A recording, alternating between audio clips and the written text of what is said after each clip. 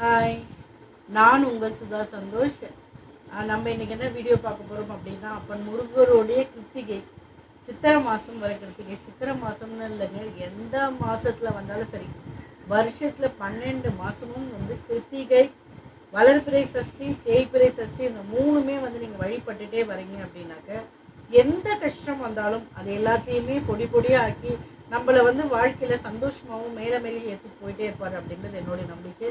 அது உண்மையாகவே நடக்குதுங்க. எத்தனை பிரச்சனை வந்தாலும் அதெல்லாம் கடந்து நம்ம மேலே போயிட்டே இருப்போம். அப்போ முருகரை நம்பும்போது வாழ்க்கை எல்லாமே மாறுங்க. ஓகேங்களா? ஸோ நான் கிருத்திகைக்கு எப்படியெல்லாம் வழிபட்டால் வாழ்க்கையில் நல்ல விஷயங்கள் நடக்கும் அப்படின்ற சொல்கிறேன். எனக்கு தெரிஞ்ச சின்ன சின்ன ஸ்டெப்பு இதில் உங்களுக்கு எது யூஸ்ஃபுல்லாக இருக்கோ அதை எடுத்துக்கோங்க. ஓகேங்களா?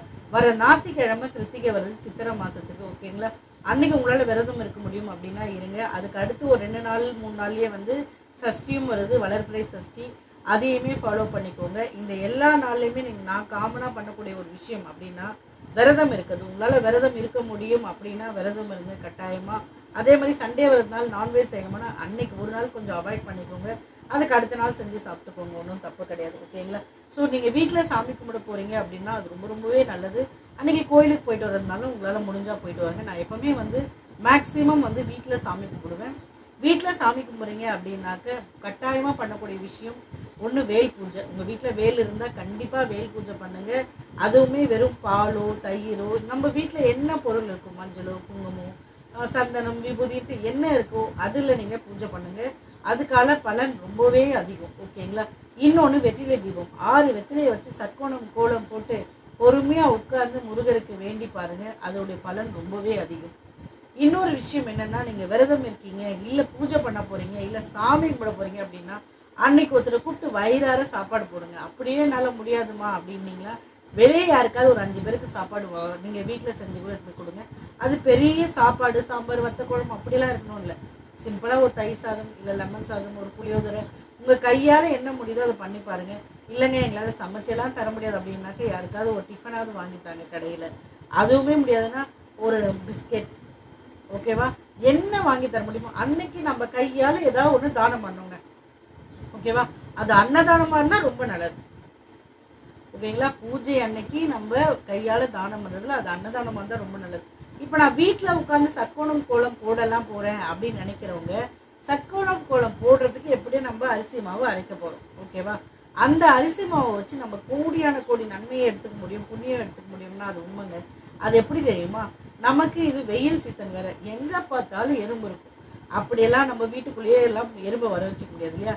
வெளியே ஒரு மரத்துக்கடியோ ஒரு செடி கடியோ, இல்லை நம்ம ஒரு செடி ஒரு சின்ன தொட்டி வச்சு செடி வச்சுக்கோன்னு வச்சுக்கோங்களேன், அங்கேயுமே எறும்பு வரும். அந்த மாதிரி எறும்பு வரக்கூடிய நம்ம வீட்டுக்கு டிஸ்டர்ப் இல்லாத இடத்துல நம்ம அரைச்ச மாவு இருக்கு இல்லையா, அந்த அரிசி மாவை எடுத்து போய்ட்டு கொஞ்சம் தூவி விடுங்களேன்.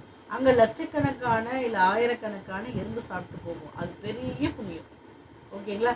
ஸோ என் வீடு பக்கத்துலேயே ஒரு மாடு இருக்குது அப்படின்னு நினைக்கிறீங்களா, அந்த மாட்டுக்கு நீங்கள் அந்த மாடு சாப்பிடக்கூடிய வாழைப்பழம், இல்லை கீரைங்க எதனா வாங்கித்தாங்க. ஓகேங்களா? அந்த மாதிரி ஏதாவது ஒரு நல்ல விஷயம் பண்ணுங்கள். வாழ்க்கையில் நமக்கு ஏதோ ஒரு விஷயம் நடக்கிறதுக்காக வேண்டிட்டு இருப்போம். அது குழந்தை பிறப்போ, கல்யாணமோ, இல்லை வீட்டில் வருமானமோ, இல்லை வேலையோ, ஏதோ நம்ம தேடிட்டு இருப்போம். ஒரு நிம்மதியோ, ஏதோ ஒரு விஷயம், உடல் ஆரோக்கியமோ, எது வேணுமானாலும் அது எல்லாமே நம்ம செய்கிற சின்ன சின்ன சின்ன சின்ன தானங்கள்னால அந்த கஷ்டங்கள்லாம் கழிஞ்சு நமக்கு நல்லது நடக்கும். ஓகேங்களா? இன்னொன்று, நம்ம வீட்டில் நம்ம கையால் வேல் பூஜை, வெற்றிலை தீபம் எல்லாமே பண்ணும்போது முருகரை நம்பி அதுக்கான திருப்புகழ், ஏன்னா எந்த ஒரு விஷயமும் அதுக்கான திருப்புகழ் படிக்கும்போது அதுக்கான பலன் ரொம்பவே அதிகங்க. அது என் வாழ்க்கையில் நான் இயற்கையாக உணர்கிற ஒரு விஷயம். ஓகேவா? ஏன்னா ஒரு நாள் எனக்கு பயங்கரமான பிரச்சனை, என்ன பண்ணுறதுனே தெரியல. நாள் என்ன பண்ணணும் செய்யும், வினைதான் என்ன செய்யும் அப்படின்ற ஒரு ஸ்லோகன் கிடைச்ச உடனே அதை நான் படிச்சுக்கிட்டே இருக்கேன். ஒரு 20 வாட்டி 30 வாட்டி அப்படியெல்லாம் படிக்கிறேன். ஓகேவா? ஆனால் அதுக்கப்புறம் அந்த பிரச்சனை சால்வ் ஆச்சு. ஓகேங்களா? ஸோ அந்த மாதிரி நமக்கு என்ன வேணுமோ அதுக்கான ஒரு பாட்டை எடுத்து அதை நம்ம ரிப்பீட்டடாக படிக்கலாம். இல்லைங்க எங்களுக்கு அது மாதிரி எதுவுமே தெரியாது, நான் என்ன பண்ணுறது அப்படின்னு நினைக்கிறீங்களா, அப்படி இருக்கிற எல்லாருமே சரி, ஓம் சரவணபவ, இல்லை முருகா முருகான்ற நாமம், இந்த மாதிரி விஷயங்கள் எல்லாமே சொல்லிகிட்டே இருங்க. வாழ்க்கையில் இது எல்லாமே நம்மளை ஒவ்வொரு லெவலுக்கு மேலே ஏற்றிட்டு போயிட்டே இருக்குங்க. ஓகேங்களா? நம்மளுடைய கஷ்டங்கள் எல்லாம் போயிட்டே இருக்கும், நம்மளுடைய வேண்டுதல் எல்லாமே நிறைவேறும். இது உண்மையான விஷயங்க. ஓகேங்களா? இன்னும் நமக்கு சோதனை கொடுத்துட்டு இருக்காங்களே அப்படின்னு நினைக்காதீங்க. அந்த சோதனையுடைய முடிவில் நம்ம வாழ்க்கையில் ஒரு நல்ல விஷயம் நடக்கும். ஓகேவா? இப்போ குழந்தை நான் ரொம்ப வருஷமாக வேண்டுறேன், எனக்கு நடக்கவே இல்லை அப்படின்னு சொல்கிறவங்க நான் இதுக்காக ஒரு வீடியோவே நான் போட போகிறேன் அப்படின்னு சொல்லியிருக்கேன். அவங்களுக்கு அதாவது என்னுடைய ரிலேட்டிவ் ஒருத்தவங்களுக்கு குழந்தை பிறக்கட்டும் அதுக்கப்புறம் வீடியோ போடணும். ஆனால் ஒரு இன்ஃபர்மேஷன் சொல்லாலே ஒருத்தவங்க வந்து நம்பிக்கையே இல்லை, ஐவிஎஃப்லாம் பண்ணியாச்சு, சொந்த பந்தெல்லாம் சொத்து பிரிக்கும் போதுலாம் உனக்கு எதுக்குப்பா, உனக்கு நான் குழந்தையா குட்டியா எனக்கு கொடுத்துரு அப்படின்னு அக்காவும் தங்கச்சியும் அண்ணனும் தம்பியும் சண்டை போடுற காலம்லாம் வந்து உறவே வேணாம் அப்படின்னு தனியாக வாழ்ந்தா போதும்ட்டு புருஷனும் பொண்டாட்டி அழுது இந்த காலத்தில். அப்போ முருகரை நம்பி தொடர்ந்து அந்த செவ்வாய்க்கிழமை கோயிலுக்கு ஏதோ ஒரு நம்பிக்கை, நான் எல்லா ஐவிஎஃப்பும் பண்ணிட்டேன், ஐயுஐயும் பண்ணிட்டேன், எதுவுமே நடக்கலை, ஆனால் நான் கோயிலுக்கு வரேன் அப்படின்ட்டு வேண்டிக்கிட்டே இருந்தாங்க. ஓகேவா?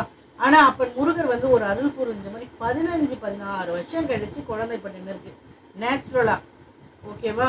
எதிர்பார்க்காத ஒரு விஷயம். ஏன்னா என்கிட்ட அவங்க சொல்லும் போது என்னை விட சின்னவ தான். ஆனால் என்ன சொல்லுவான்னா, அக்கா எனக்கு முட்டையே வளரலக்கா. ஏன்னா ஐவிஎஃப் பண்ணும்போது முட்டை வரணும். அக்கா எனக்கு மாத்திரை ஊசி போட்டுமே எனக்கு முட்டையே வளரலக்கா, அதுதான்க்கா பிரச்சனை, மாமாவுக்கு எந்த பிரச்சனையும் இல்லைக்கா அப்படின்லாம் சொல்லுவோம். அதெல்லாம் இல்லை, நடக்கணுன்றது எப்படி வேணுமாலும் நடக்கும், நீ கடவுளை மட்டும் நம்பு அப்படின்னு நான் சொல்லுவேன். ஓகேங்களா? ஏன்னா நமக்கு கொடுக்கணுன்ற வரை எப்படி வேணுமானாலும் கொடுப்போங்க, அது உண்மையான விஷயம். என் வாழ்க்கையில் நான் நம்புவேன். ஏன்னா நான் 6 வருஷம் ட்ரீட்மெண்ட் பார்க்காதே இல்லை, எல்லாத்தையும் பார்த்துட்டேன். இனி எதுவுமே இல்லை அப்படின்னும் போது இயற்கையாக ஒரு குழந்தை அதுக்கடுத்து ஒரு குழந்தை நடக்குது அப்படின்னா அது எல்லாமே கடவுளுடைய கிருபை அப்படின்னு தான் நம்ம சொல்லுவோம். ஓகேவா? அது ஒரு மேஜிக். அந்த மேஜிக்கே வந்து அப்போ முருகர் பண்ணுவார் அப்படின்னு நான் சொல்லுவேன். ஸோ அந்த மிராக்கலை வந்து என்னுடைய ரிலேட்டிவ் வாழ்க்கையில் அவர் பண்ணியிருக்காரு. அதுக்கடுத்து அவங்க கன்ஃபார்ம் ஆகிட்டு ஹார்ட் பீட்லாம் செக் பண்ணிவிட்டு ஸ்கேன்லாம் பண்ணி முடிச்சுட்டு அப்புறமா எனக்கு கால் பண்ணி இது மாதிரி எனக்கு நடந்திருக்குக்கா, நான் உங்ககிட்ட சொல்லணும்னு ஆசைப்பட்டேன்னு, எனக்கு நடக்கணும்னு நீங்கள் நிறைய வாட்டி வேண்டிக்கிங்க. ஏன்னா நான் ஒவ்வொரு வாட்டி பூஜை பண்ணும்போது எனக்கு தெரிஞ்சவங்க எங்கிட்ட கமெண்ட் செக்ஷனில் அவங்க நேமு ஊர் அட்ரஸ் பண்ணுறவங்க எல்லாருமே கூட நான் ஒரு டைரியில் எழுதிட்டு அதை வச்சு நான் வேண்டுவேன், முருகாய் உங்களுக்கு நடக்கணும், நான் பட்ட கஷ்டத்தை வேறு யாருமே படக்கூடாது அப்படின்னு நான் வேண்டுவேன். ஸோ அந்த மாதிரி அவளுக்கு நான் ஒரு வாட்டி பூஜையெல்லாம் கூட பண்ணியிருக்கேன். அது நடந்த உடனே எனக்கு ரொம்ப சந்தோஷமா இருந்துச்சு. ஏன்னா இனி எதுவுமே இல்லை, இனிமேல் லைஃப்பில் குழந்தையே கிடையாது அப்படின்னு முடிவு எடுத்தவங்களுக்கு ஒரு குழந்தை ஓகேவா பிறக்க போது முருகருடைய அருள்னால எந்த பிரச்சனையுமே இல்லாமல் வரும். ஏன்னா முருகர் கொடுத்த குழந்தைங்களுக்கு நிறைய சோதனைகள் வருங்க, ஆனால் அதுக்கப்புறம் எந்த பிரச்சனையுமே இல்லாமல் குழந்தை பிறக்கும். ஓகேங்களா? அதை மட்டும் நான் முழுசாக நம்புவேன். ஏன்னா 2 குழந்தைங்களையுமே வயிற்றுக்குள்ள வச்சுருக்கும்போது நான் படாத பாடுபட்டேன். ஆனால் அதுக்கப்புறம் வந்து இயற்கையாக எந்த பிரச்சனையுமே இல்லாமல் குழந்தை வந்து என்ன சொல்கிறது, 2மே ஆண் குழந்தையா முருகருடைய பேரே விசாக வேலன் செங்கதிர் வேலன் அப்படின்ட்டு முருகர் பேரே வச்ச மாதிரி பிறந்துட்டாங்க. ஓகேங்களா? நாங்களும் அப்படியே முருகர் பேரே வச்சுக்கிட்டோம். ஸோ இந்த குழந்தை பிறந்தாலுமே முருகர் பேர் தான். நான் அப்பவே சொல்லிட்டேன், உனக்கு குழந்தை பிறக்குது அப்படின்னா முருகர் பேர் அப்படின்ட்டு. அவங்க தம்பிக்குமே இப்போ ரீசெண்டாக அவங்க தம்பினா ரொம்ப சின்ன பையன், அவனுக்குமே இப்போ கல்யாணம் ஆகிட்டு அவனுக்குமே ஒரு 4 வருஷம் கழிச்சு ஒரு 3 வருஷம் கழிச்சு குழந்தை பிறந்துச்சு. ஆனால் பொண்ணு பிறந்துச்சு. நான் அப்போவுமே சொன்னேன், உனக்கு குழந்தை பிறக்கும்டா தங்கம், நீ கவலைப்படாத அப்படின்ட்டு. என்னக்கா இப்படி இருக்கு அப்படின்ட்டு. ஆனால் எந்த குழந்தை பிறந்தாலும் நீ அந்த பேர் தான் வைக்கணும் அப்படின்வேன்.